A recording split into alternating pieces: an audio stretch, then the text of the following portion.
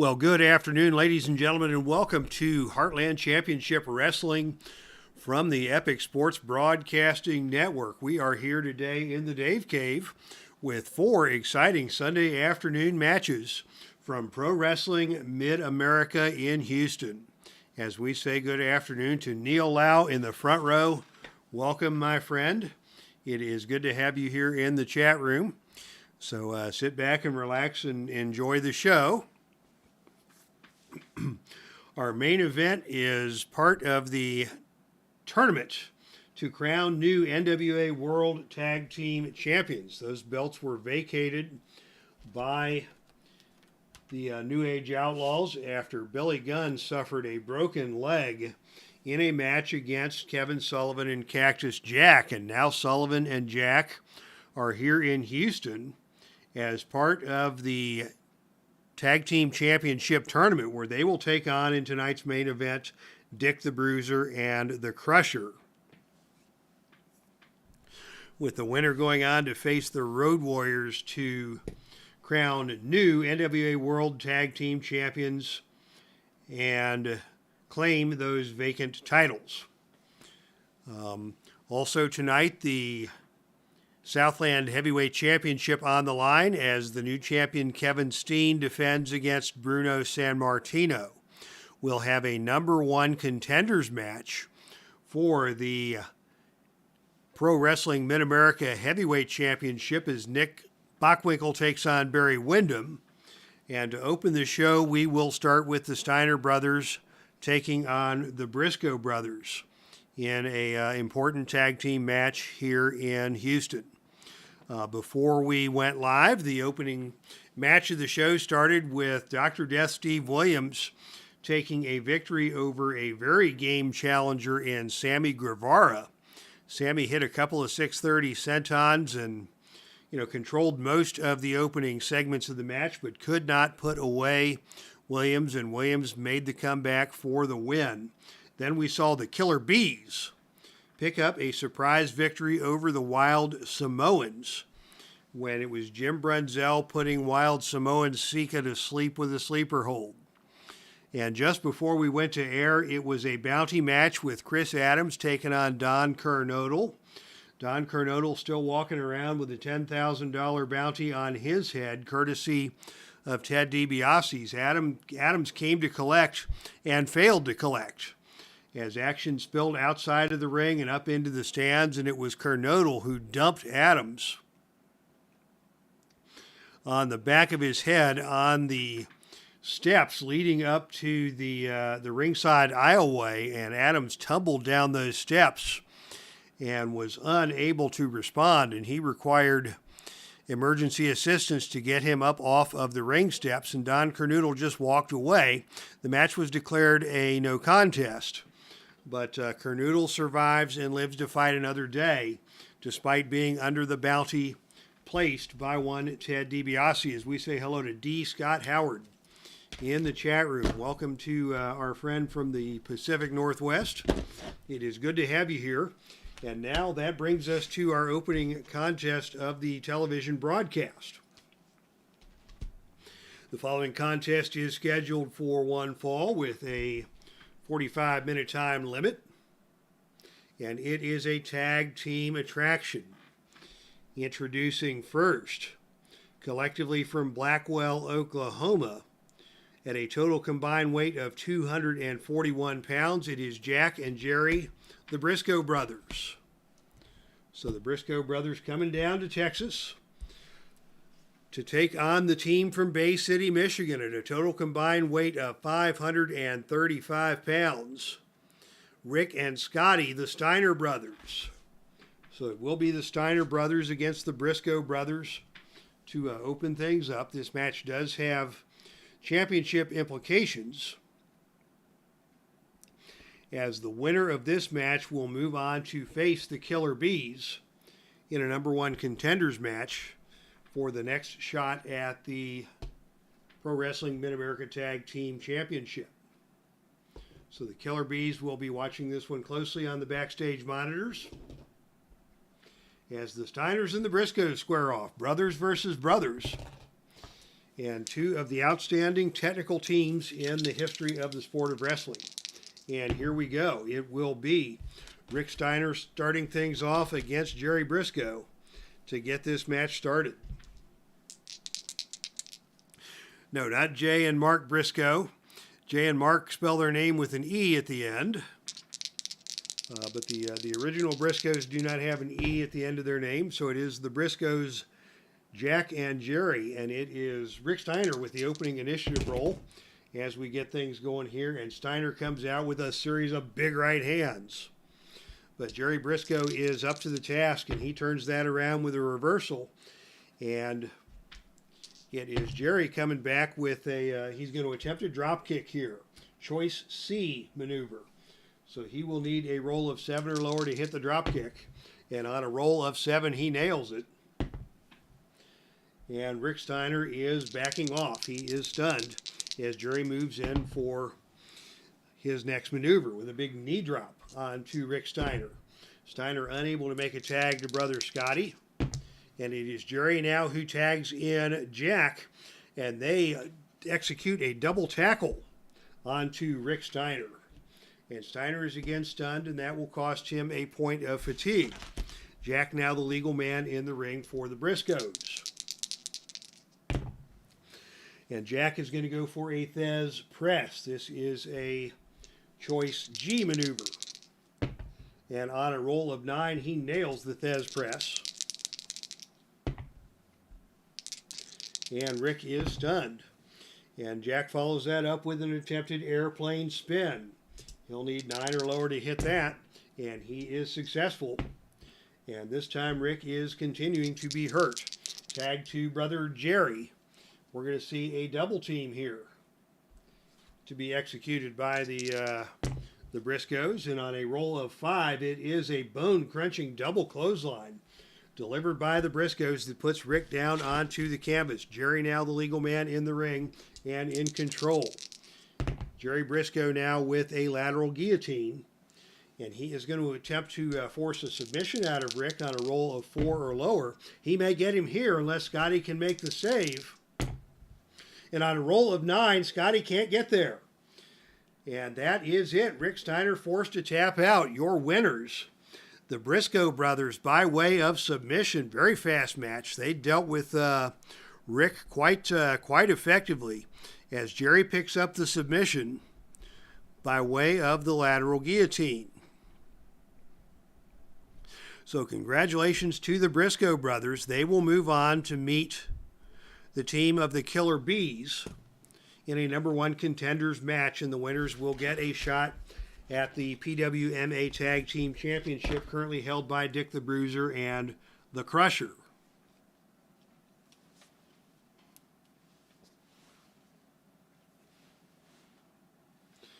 All right, so the first match of the afternoon is completed.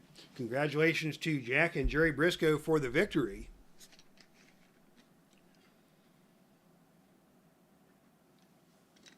And this match, this coming match, is a number 1 contenders match for the PWMA Heavyweight Championship. That belt currently held by the Macho Man Randy Savage, and the winner of this match will move on to take on Savage with the title on the line.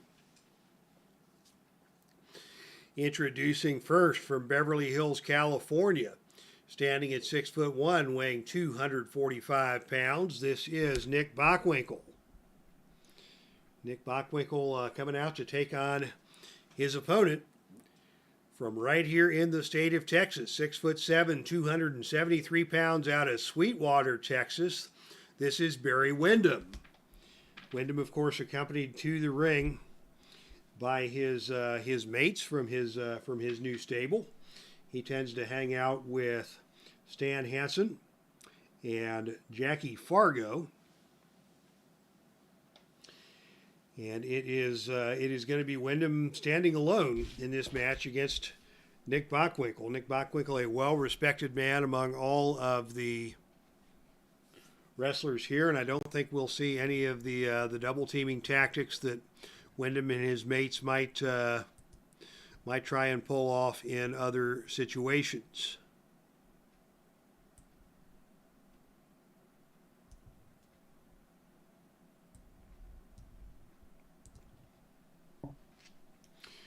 So here we go, WINDHAM versus BOCKWINKEL with a title match going to the winner, and it is BOCKWINKEL who takes the opening initiative role.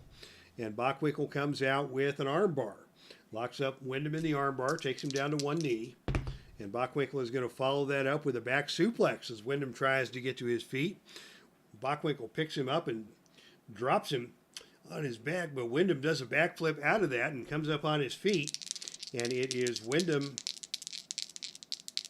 WINDHAM goes down and he is hurt. That's a level 3 move. And so WINDHAM is hurt. BOCKWINKEL maintains control with a butt drop to the leg. BOCKWINKEL trying to slow down the bigger man early in the match. And now another butt drop to the leg. And WINDHAM still on his back on the canvas, scooting around, trying to find a way to get to his feet.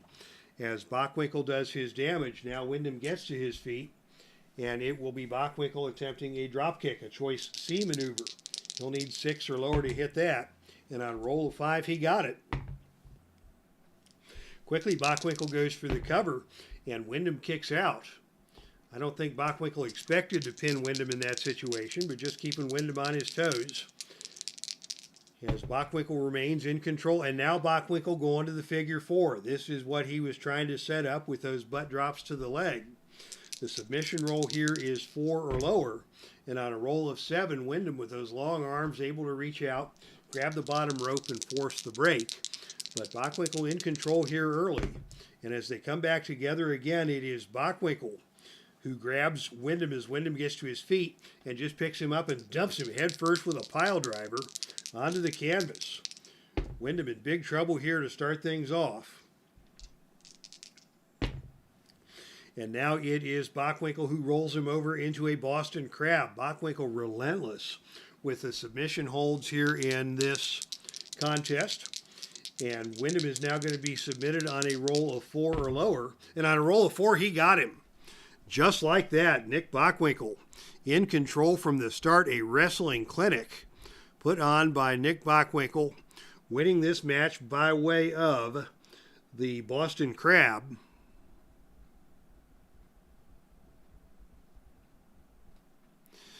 As he did everything he wanted to bury WINDHAM, and that is that. Nick BOCKWINKEL will move on to face the Macho Man Randy Savage for the Pro Wrestling Mid-America Heavyweight Championship. Boy, 2 matches that on paper look like they would have been very competitive, and very quickly they are out and finished.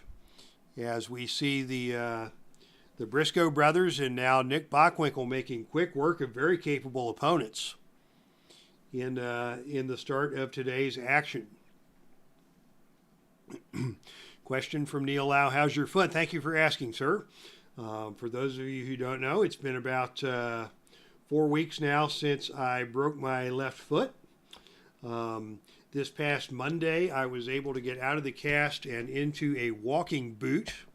And so the foot is improving. I'm about halfway home in terms of the healing process, and getting much better mobility and much more comfortable in the walking boot. I can take it on and off, and so yeah, doing well. Thank you for checking in, Neil. These guys must have a plane to catch. Yes, indeed. They want to get out and watch some spring training baseball. That's what it is. All right, ladies and gentlemen, the following contest is scheduled for one fall with no disqualification and no time limit. And this match is for the Southland Heavyweight Championship. Introducing first the challenger out of Abruzzi, Italy. He is 5'10", 265 pounds. This is Bruno Sammartino. And his opponent is your reigning and defending Southland Heavyweight Champion out of Marieville, Quebec, Canada. Standing at 5'11", weighing in at 255 pounds, he is wrestling's worst nightmare. This is Kevin Steen. So Steen and Sammartino. Steen, of course, winning the Southland Heavyweight Championship just last month with a surprising but hotly contested and intensely competitive victory over Terry Funk. And after that match, there was a show of mutual respect between Funk and Steen, a passing of the torch, if you will, as Funk had held that belt for quite some time. And Funk now has become a supporter and something of a mentor to Kevin Steen in Steen's role as the new Southland heavyweight champion. And Bruno Sammartino, of course, feuding with Funk's faction and has earned his way to a Southland heavyweight title match. We'll see if Terry Funk has anything to say about the outcome of this match, as the opening initiative role is won by Kevin Steen. Wrestling's worst nightmare comes out and goes right to a super kick, a choice D maneuver.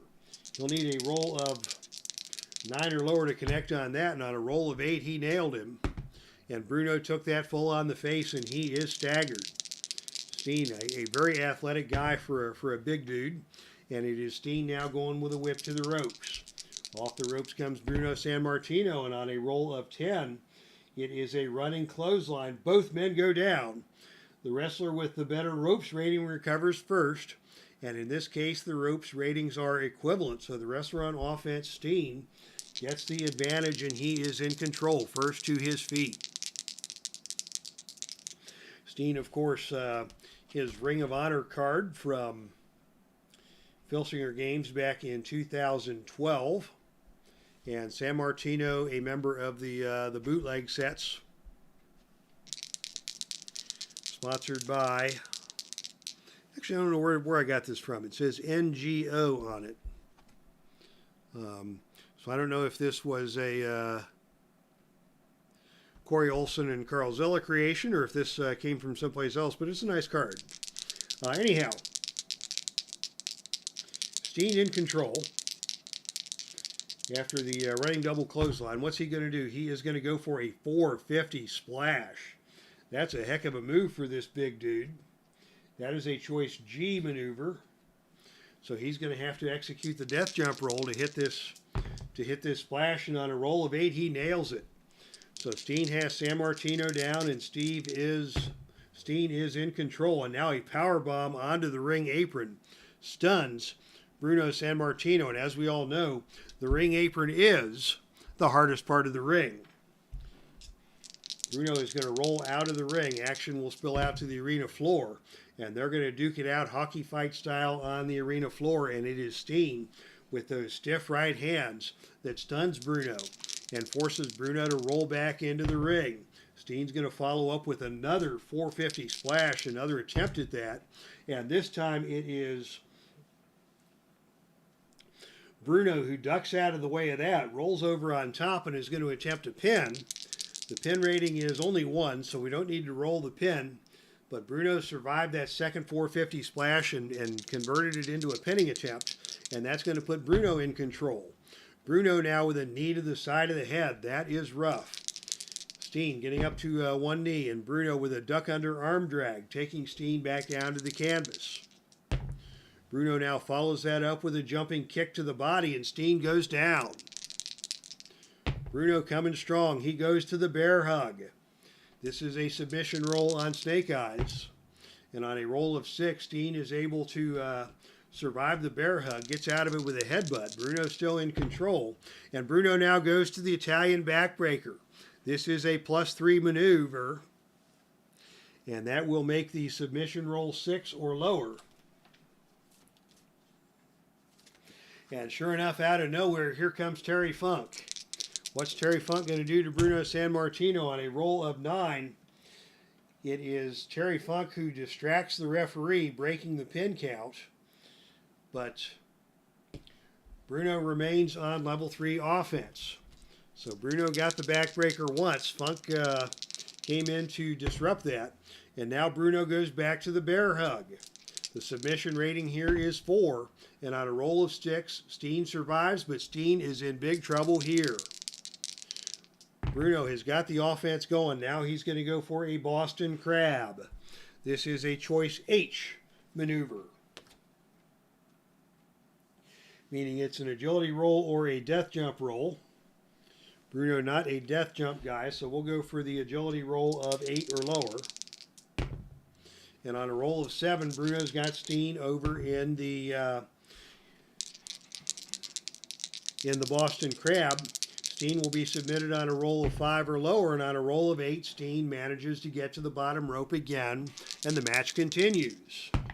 Bruno, relentless, now goes for the headfirst body slam that puts Steen down onto the canvas.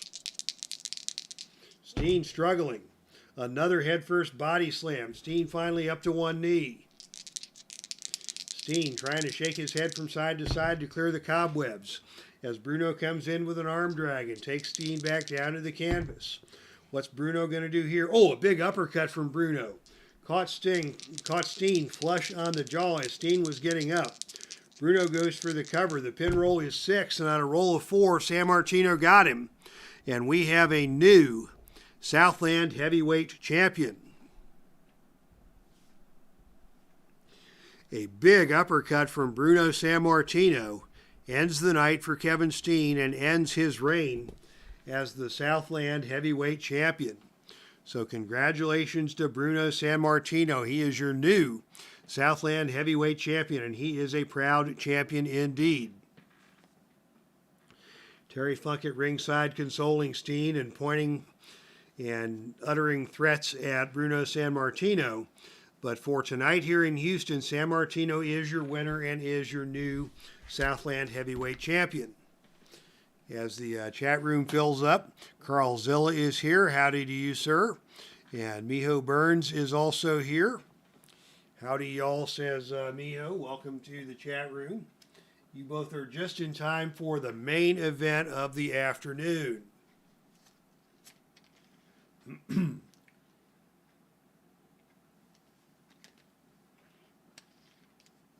The following contest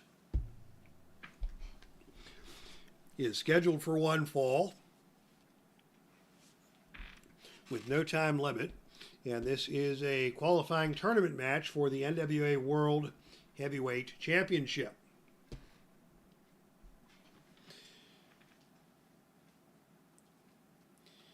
Introducing first, 5'11", 252 pounds from Boston, Massachusetts. This is Kevin Sullivan. And his tag team partner, 6'2", 287 pounds from Truth or Consequences, New Mexico. This is Cactus Jack. And of course, Sullivan and Cactus Jack are accompanied to the ring by this devious young woman by the name of Christina Von Eerie. Christina Von Eerie was fired from Heartland Ladies Wrestling and was essentially taken in by Sullivan and Cactus Jack. And she has been helping them out. She took out the Fallen Angel woman in the championship title match in a sequence of events that led to, at the end of that match, Billy Gunn suffering a broken leg and the New Age Outlaws being forced to relinquish the NWA World Tag Team Championship. So this is a controversial trio now. Bang, bang, says Miho Burns. As Christina Von Eerie lurks at ringside, as Sullivan and Cactus Jack prepare for action against their opponents, the local hometown favorites. Coming to the ring first from Milwaukee, Wisconsin, standing at 5'11", weighing 265 pounds, this is the Crusher. And his tag team his tag team partner from Reno, Nevada, 6'1", 261 pounds, this is Dick the Bruiser. So Dick the Bruiser and the Crusher versus Kevin Sullivan and Cactus Jack. And what a wild event this will be. But let's not lose sight of the fact that this match has championship implications. Disqualification rules are in effect. So as much as these teams would love to just beat the stuffings out of each other, there's a wrestling match to win here with money at stake. So here we go. It will be Dick the Bruiser starting things off against Cactus Jack.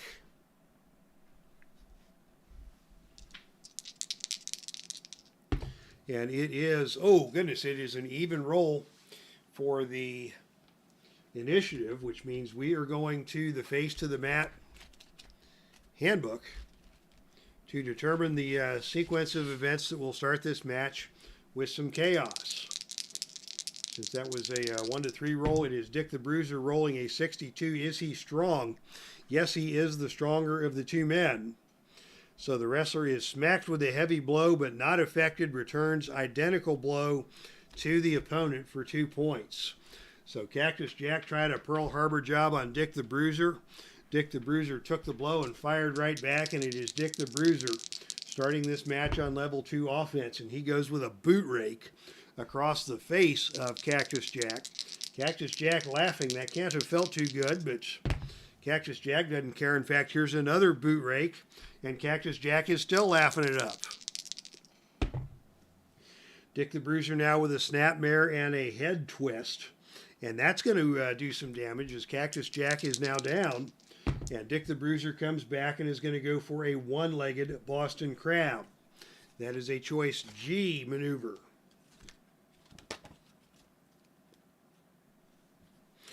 Which means it's going to become a death jump roll. And on a roll of 8, it is Dick the Bruiser who is able to lock in the one-legged Boston Crab. Cactus Jack forced to fight his way over to the ring apron to the ropes to get out of that hold. And now Dick the Bruiser is going up for a top rope knee drop. This is a +2 finisher. And he nails it. The pin roll is 4, but on a roll of 5, Cactus Jack is able to kick out. Dick the Bruiser now in control. Bruiser now is going to pitch Cactus Jack out of the ring, and here we go. Let's get this party started. And on a roll of 6, it is Cactus Jack who grabs Dick the Bruiser and just bites him on the head. He may be disqualified for that. Yes, indeed, he is going to be disqualified. Cactus Jack has been disqualified for biting Dick the Bruiser on the arena floor, but this ain't over. As action is going to continue brawling on the arena floor, the match is ended. The decision goes to Dick the Bruiser and the Crusher, but Dick the Bruiser and Cactus Jack aren't finished with each other quite yet. What's going to happen now? We're going to go to the ringside mayhem,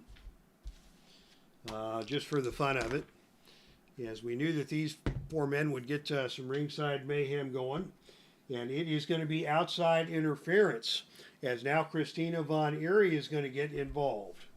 Christina Von Eerie jumps on the back of Dick the Bruiser, as Dick the Bruiser and Cactus Jack are battling it out. And on the outside interference chart, on a roll of 6, it is Cactus Jack who wins the brawl and DDTs Dick the Bruiser onto the concrete floor outside the ring. And Dick the Bruiser is down. So it was some shenanigans here in Houston.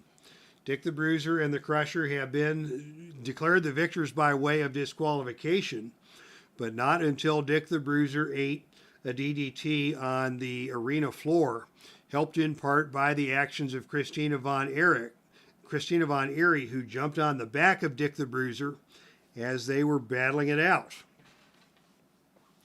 So that's going to be the end of your main event. It will be Dick the Bruiser and the Crusher versus the Road Warriors in our next pay-per-view for the NWA World Tag Team Championship, and what a match that will be.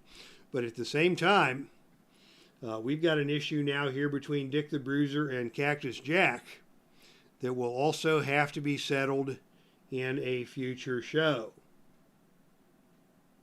Where did I get the book? Asks Neil Lau. Okay, yeah, this book came from Play.com, and it is the Highlight Center booklet for their Face to the Match wrestling game. I never really took to the game itself, as I'm already heavily invested in my Filsinger universe. So I tried out Face to the Mat because I love Play.com and I love wrestling games. And, I did not want to replace my current federation, but I have sort of stolen the Highlight Center booklet, and I will bring it into play whenever situations like this arise where I need to introduce some random element of chaos into a situation. And it was chaotic indeed between Dick the Bruiser and Cactus Jack. Cactus Jack once again got himself disqualified, biting the head of Dick the Bruiser on the arena floor. So in terms of wins and losses, chalk this one up for Dick the Bruiser and the Crusher. But I don't think they have. I don't think they're going to go home happy in spite of being declared the winners tonight until they can get a pound of flesh out of Cactus Jack and his squad of motley individuals here. All right. So Neil Lau has a card coming up. Looking forward to seeing that. Thank you to everybody who checked things out today. Things went a little quicker than usual due to some of the decisive outcomes of the opening matches. But still, thank you to Neil Lau. Thank you to Miho Burns. Thank you to Carl Zilla and D. Scott Howard for checking things out here today. Indeed, everybody has a plane to catch. They're all on the way to spring training. Pops Reviews coming in. Thank you, Pops, for stopping by here as we wrap things up here from the Dave Cave, concluding this week's edition of Heartland Championship Wrestling. So thank you all for checking us out. That's our stream, and I am out of here.